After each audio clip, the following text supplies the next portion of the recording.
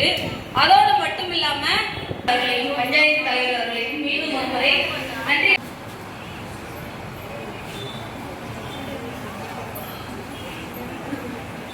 மட்டும் இல்லாம அங்க பெண்களுக்கு நடக்கக்கூடிய பிரச்சனைகளுக்கு ஆய்வு பண்றதுதான், ஆய்வு பண்ணி அந்த பிரச்சனைகளை சரி செய்யறது, அந்த பணிகளை தொடர்ந்து செஞ்சுக்கிட்டு இருக்கோம்.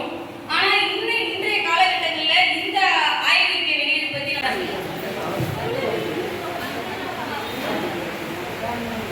ஆய்வுல நிறைய இடங்கள்ல வந்து குறைந்தது 180 எடுத்து ஆய்வுகள் மேற்கொண்டிருக்கோம். எல்லா கிராமங்களிலும் வந்து மக்கள் மத்தியில வந்து நம்ம ஊரில் அதாவது வந்து எப்படி சொல்லணும்னா ஆய்வுகள் மேற்கொண்டிருக்கோம். அதில் வந்து மக்களினுடைய தேவைகள் இருக்குது அப்படிங்கிறத நம்மளால் புரிஞ்சுக்க முடியுது.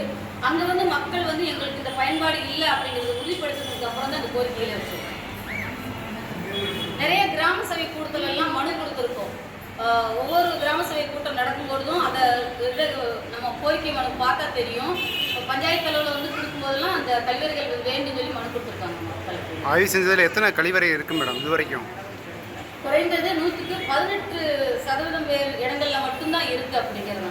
ஒரு 100 கிராமம் எடுத்துன்னா 20 கிராமத்துல மட்டுமே இருக்கு. இப்போ 100 வீடு இருக்குன்னா 20 வீடுகள் மட்டுமே இது இருக்கு. மிச்சம் 80 வீடுகள் வந்து கழிப்பறை வசதி இல்லை அப்படிங்கிறது வந்து தெரிய வருது. உங்க பேரு பொறுப்பு சொல்லுங்க. என்னுடைய பேர் வந்து பிரியா.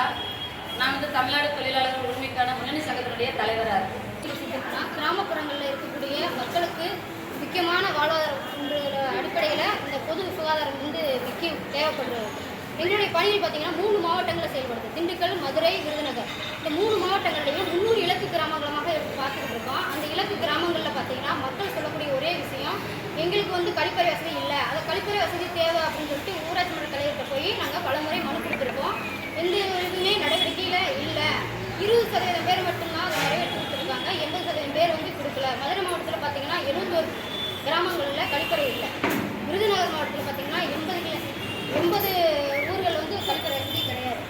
அதே போல் திண்டுக்கல் மாவட்டத்தில் 71 தான் இருக்காங்க. இந்த கிளைகள்